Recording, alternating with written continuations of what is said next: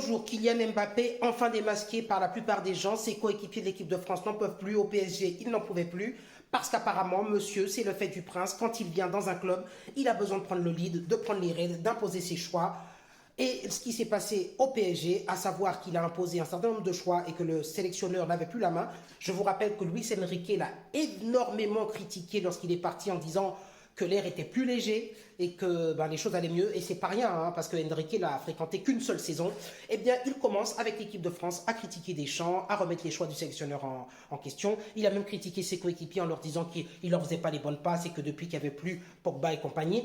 Donc voilà, je crois qu'il révèle son vrai visage, à savoir que monsieur, ressemblant à son pote Macron, est, comme le fait du prince, très hautain, très prétentieux, et qu'il a tendance à énormément mépriser les gens. D'ailleurs, dans sa dernière déclaration, vous avez entendu ce qu'il a dit. J'en ai vraiment pique-pendre, enfin il n'a pas dit ce terme, mais j'en ai vraiment rien à faire de ce que pense autrui, c'est-à-dire les autres, le public, etc. de moi. Moi, je suis là pour faire mon jeu, voilà. Donc c'est un homme énormément égocentrique, hein, égocentré sur son petit nombril, et qui s'en fiche, il veut tout gagner, mais bon, il a l'impression, il a juste oublié, je vais te dire un truc, Kylian, le sport, le foot, c'est un sport qui se joue à plusieurs. Depuis que tu as fait tes déclarations sur tes positions, parce qu'évidemment, hein, comme tu es très important dans les médias, tu donnes tes consignes de vote, et en tant que capitaine qui porte le brassard, au lieu d'avoir une position qui unit le peuple derrière toi, une position neutre en disant chacun vote ce qui l'intéresse, et moi, je ne suis pas là pour parler de politique en conférence de presse, mais je suis là pour parler de football, et puis ayant un peu d'intelligence et conscience que dans le public, il y a énormément de gens, hein, peut-être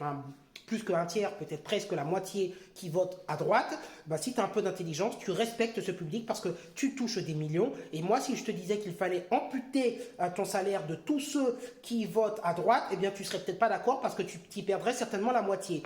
Donc, un peu d'intelligence, ça serait de respecter les gens. Depuis que tu as fait tes déclarations infectes, je n'ai plus, moi, suivi un seul match de l'équipe de France. J'ai été heureux que vous soyez éliminé à l'Euro. Hein, et je suis heureux aussi que tu aies perdu, que vous ayez perdu face aux Italiens également. Je ne regarde plus un match de l'équipe de foot, pas pour toi, hein, parce qu'il y a aussi ton pote Marcus Thuram, tout ça. Une équipe de France qui est composée à 90% de blacks.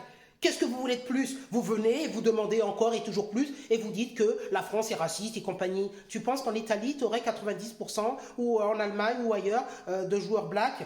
À un moment donné, la France, non, n'est pas raciste, et je déteste ces discours-là, sans parler de tes références à Petit Naël, Petit Ange, parti trop tôt, alors que ce jeune homme était un délinquant, comme je l'explique, tout simplement parce que tu viens de Bondy et que tu défends encore des minorités et compagnie. Non, je ne supporte plus cette équipe de France, qui est ingrate envers ce que accordé la France à cette équipe et à ces jeunes qui sont en majorité d'origine africaine. Elle vous a tout donné. Aujourd'hui, vous touchez des millions, vous êtes reconnus dans le monde entier parce que vous avez été formés dans les clubs français, et aujourd'hui, vous venez nous donner des consignes de vote parce que la France serait raciste. C'est insupportable. Donc aujourd'hui, Kylian Mbappé, heureux de ce qui t'arrive, ce n'est que le karma. Tu n'arrives plus à mettre un pied devant l'autre, tu rates tout ce que tu fais, ça fait longtemps que tu n'as plus marché, que tu n'as plus brillé, tu te retrouves au Real de Madrid, et bien là aussi, tu te rends compte qu'il y a énormément de concurrence et tu n'arrives pas à mettre un pied devant l'autre et à briller. Eh bien, bon, c'est peut-être malsain, mais je ne te souhaite que de continuer dans cette voie de déchéance, et que j'espère que tu n'auras jamais de ballon d'or, que tu vas tomber de ton piédestal, et que tu vas atterrir enfin dans une vraie réalité, peut-être pour un peu devenir un homme un peu plus humain, justement. Je vous souhaite une bonne journée.